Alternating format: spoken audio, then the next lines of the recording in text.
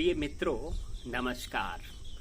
आज मैं आपके सामने एक नया वीडियो लेकर आ रहा हूं, जिसका विषय है मानव संचार क्या है। What is human communication. दोस्तों, हम कम्युनिकेशन की चर्चा प्रायः करते रहते हैं। कम्युनिकेशन वास्तव में दो या दो से अधिक इकाइयों, अवयवों, जीव जंतुओं, पेड़ पौधों, ग्रहों, कंपनों आदि के बीच जो संदेश का आदान प्रदान होता है, उसे ही सरल शब्दों में हम संचार कहते हैं। केवल मानव ही आपस में संचार नहीं करता, पशु पक्षी भी संचार करते हैं। कीड़े मकोड़े भी एक समूह में चलते हैं, एक झुंड में चलते हैं, और वो आपस में या तो शारीरिक भाषा के रूप में यानी कि बॉडी लैंग्वेज से संचार करते हैं, या अपनी भाषा में किसी प्रकार का आवाज निकालकर, चाहे वो कीड़े मकोड़े हों, चाहे वो पशु पक्षी हों, चाहे वो जीव जंतु हों, चाहे वो किसी भी प्रकार के प्राणी हों, जैसे डॉग्स हैं, हॉर्सेस हैं, पैरेट्स हैं, एनी काइंड्स ऑफ एनिमल्स और बर्ड्स और इंसेक्ट्स और प्लैनेट्स, दे डू कम्युनिकेट।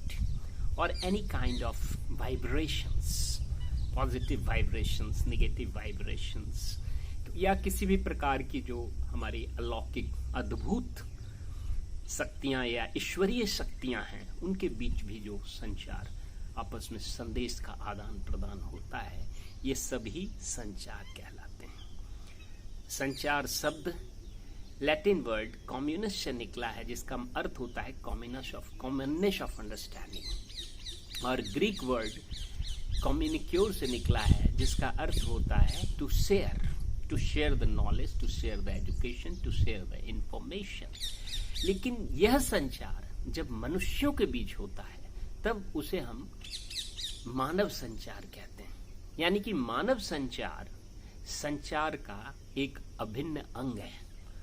प्राय हम संचार को मानव तक ही सीमित मानते हैं, जबकि वास्तव में संचार अपने आप में एक बहुत ही व्यापक और विस्तृत शब्द है, जिसमें मनुष्य के अलावा भी जीव जंतु, पशु पक्षी, ग्रहों के बीच, ईश्वरीय शक्तियों के बीच, प्राकृतिक अद्भुत अलौकिक शक्तियों के बीच आपस में जब संदेश का आदान प्रदान होता है, तो सभी संचार या संप्रेषण ही कहलाते हैं। मानव संचार, जैसा कि अभी अभी मैंने बताया, कि ये दो या दो से अधिक मनुष्यों के बीच जब हम विचारों का आदान प्रदान करते हैं, संदेश का आदान प्रदान करते हैं, एक स्रोत होता है, एक ग्राहक होता है, एक इनकोडर होता है, एक डिकोडर होता है, एक रिसीवर होता है, एक नॉइज, एक फीडबैक देता है। जब रिसीवर अपनी प्रतिपुष्टि करता है, अपनी प्रतिक्रिया देता है, संदेश को ग्रहण कर लेता है, तो वो प्रतिपुष्टि कहलाता है।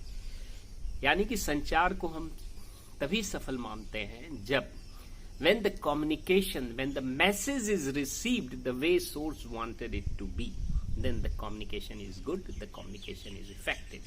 So we measure all this communication as far as human communication is concerned. तो ह्यूमन कम्युनिकेशन पर सबसे ज्यादा काम हुआ है हमारे संचार संप्रेषण के क्षेत्र में।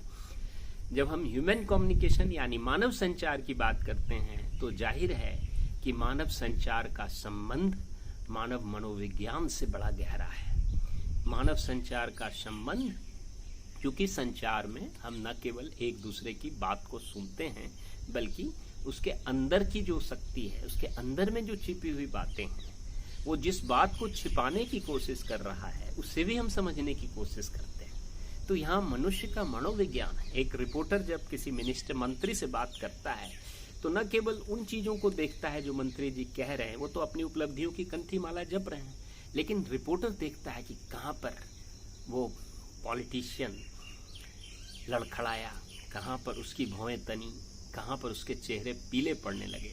तो उनकी बॉडी लैंग्वेज से वह समझता है कि यहाँ पर दाल में कुछ काला है, कुछ गड़बड़ी है। तो वह जो है वहां पर मानव मनोविज्ञान का प्रयोग करता है, और अपने अनुभवों से या जो भी उसके मनोविज्ञान के सैद्धांतिक या व्यावहारिक अनुभव हैं, उसके आधार पर उस राजनीतिज्ञ को, उस मंत्री को टटोलने की, परखने की, पड़ताल करने की कोशिश करता है। तो जाहिर है कि यहाँ पर संचार में मानव मनोविज्ञान बहुत महत्वपूर्ण है और human psychology is very much related to human communication, is deeply interlinked and interwoven with the human communication. So there is an interrelation between human psychology and human communication.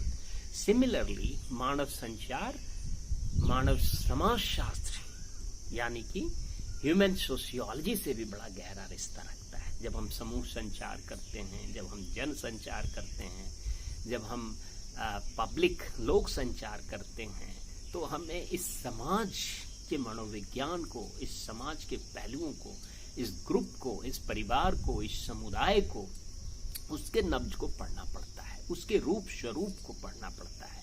तो मानव संचार का सीधा संबंध मानव समाजशास्त्र यानी कि human communication is related to human sociology. उसी प्रकार ह्यूमन कम्युनिकेशन ह्यूमन इकोनॉमिक्स से रिलेटेड है, ये ह्यूमन पॉलिटिक्स से रिलेटेड है, यह ह्यूमन एजुकेशन से रिलेटेड है, ये ह्यूमन सिविलाइजेशन से रिलेटेड है।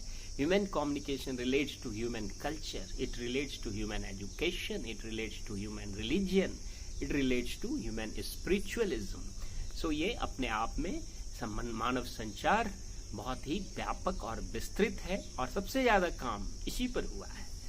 पशु पक्षियों के बीच संचार होता है, इस पर उतना काम नहीं हुआ। जीव जंतुओं के बीच संचार होता है, इस पर इतना काम नहीं हुआ। मनुष्य और पशु के बीच संचार भी होता है, उस पर भी कोई ज्यादा काम नहीं हुआ। प्लैनेट्स ग्रहों के बीच संचार होता है, ग्रहीय संचार जिसका जिक्र पाराशर संहिता और नारद संहिता में भी ग्रहीय संचार शब्द का प्रयोग किया गया है।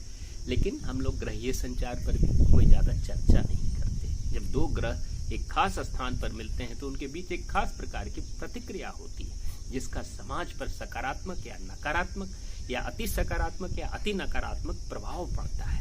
लेकिन उन सब चीजों पर व्यवस्थित तरीके से अध्ययन की अल्पता मानी जाती है और जहां तक मानव संचार है उसका अध्ययन बहुत व्यापक और विस्तृत, मतलब तुलनात्मक रूप से अधिक हुआ है, क्योंकि हम उसको ह्यूमन साइकोलॉजी से भी जोड़कर देखते हैं, ह्यूमन सोशियोलॉजी से भी ह्यूमन कम्युनिकेशन को जोड़कर अध्ययन बहुत सारे शोध हुए हैं, ह्यूमन सिविलाइजेशन और ह्यूमन कम्युनिकेशन के इंटर रिलेशन से भी बहुत सारे अध्ययन हुए हैं, ह्यूमन हिस्ट्री और ह्यूमन कम्युनिकेशन को जोड़कर एक अंतर संबंध स्थापित करके बहुत सारे शोध अध्ययन ये सोशियोलॉजी में भी होते हैं, संचार में भी होते हैं, जर्नलिज्म में भी होते हैं। उसी प्रकार human education and communication, education and human communication, religion and human communication, spiritualism and human communication.